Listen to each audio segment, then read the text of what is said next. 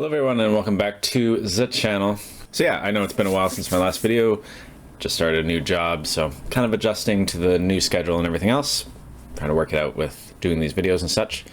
So they might be a little bit more infrequent in the near future, but hopefully as I settle in and things start to settle down and everything else, I can figure out a way to get these out a little bit more often. Today we are checking out a record from Unholy titled Atomic Sorcery. This one I got sort of sent to me, I guess, from Motorpunk Records. They sent out a thing through their Bandcamp. It wasn't direct to me or anything like that, but something about it just made me want to check it out, so I checked it out this morning. They are a Russian sort of black thrash speed metal sort of band, and this record is definitely that.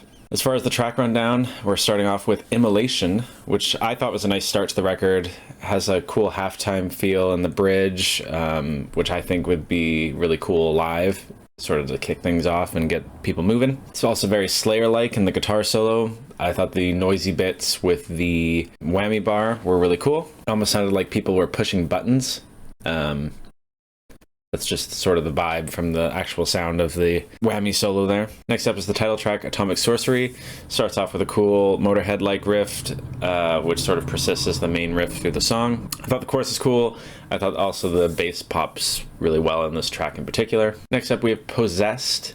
I liked the switch and feel on this one. I thought it was a nice sort of break, I suppose, from the face melters of the earlier tracks.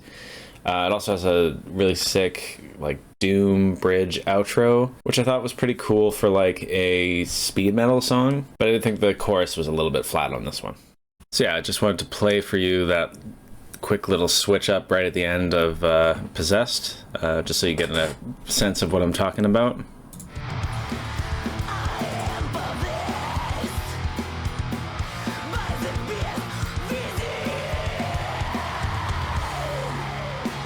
See how it kind of flows into this like doomy section. I just think that's really cool. And then he comes in with like a whammy bar solo too, which should be coming up here pretty quick.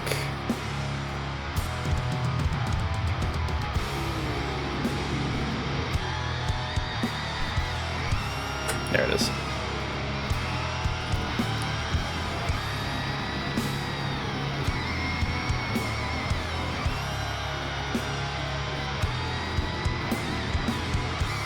Yeah, I just really liked that. Anyway. So yeah, next up we have Louder, Angrier. It's just sort of classic speed metal. There's riffs galore on this one. It's also just sort of a fun rockin' kind of song. I think it would really go well live as well. And the use of the oos is very nice. Big plus on that one.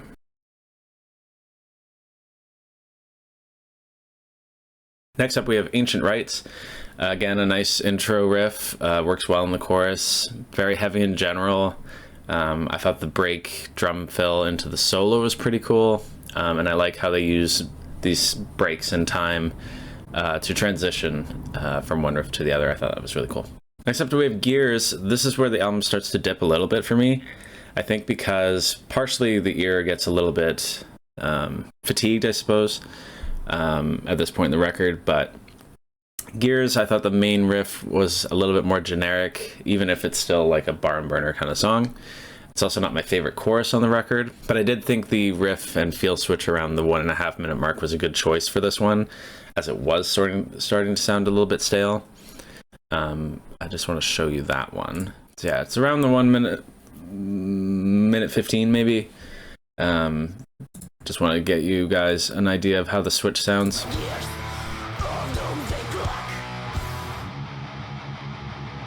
But I like this sort of like building sort of thing.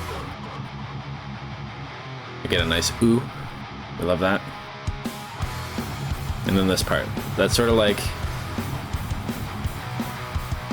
halftime kind of thing. I just think it felt really good in this section of the song. But yeah, back to the rest of it. Next up we have Time to Kill.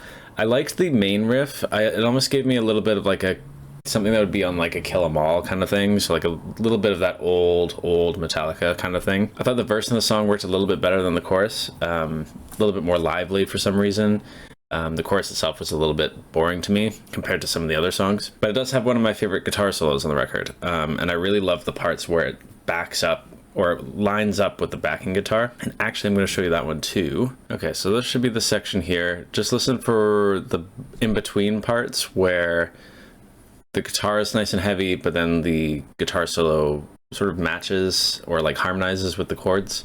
I just think it's really cool.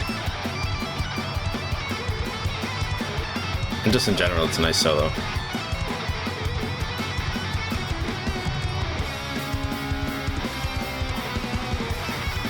Just like nice breaks, I don't know. And then they go back into it.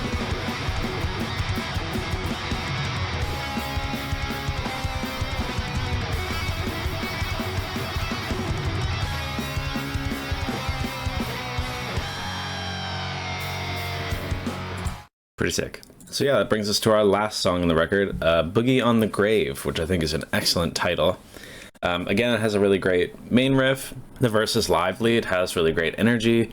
The chorus is a lot of fun. I really liked just the line of, "I'll just boogie on your grave." I think that's crazy.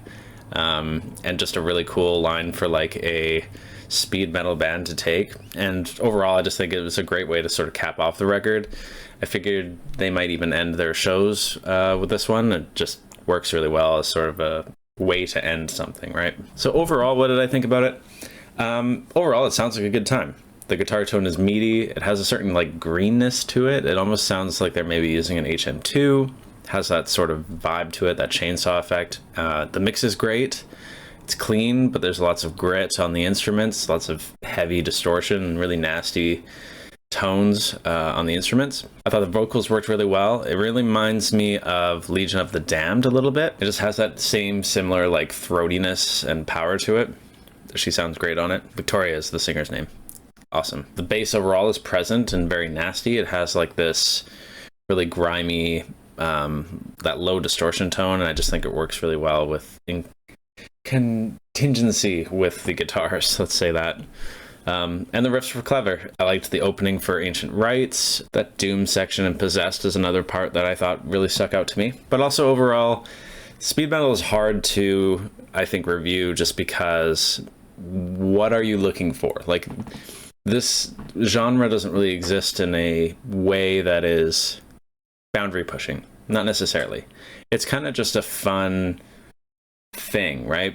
And I think overall, as far as like the bands are concerned, they're really shooting for that live aspect rather than the recorded thing. And I think that's clear in the music. It's not supposed to be this prog thing, right? Like, they're not pushing boundaries. It is very much rooted in 80s sort of sound and aesthetics. There's nothing really about it that is supposed to have a lot of new ideas into it. I will say the times where they'd have done some things where it's a little bit different, I thought were used really cleverly. It doesn't detract from the speed metal thing. It still sounds like a faster, heavier Motorhead record, really.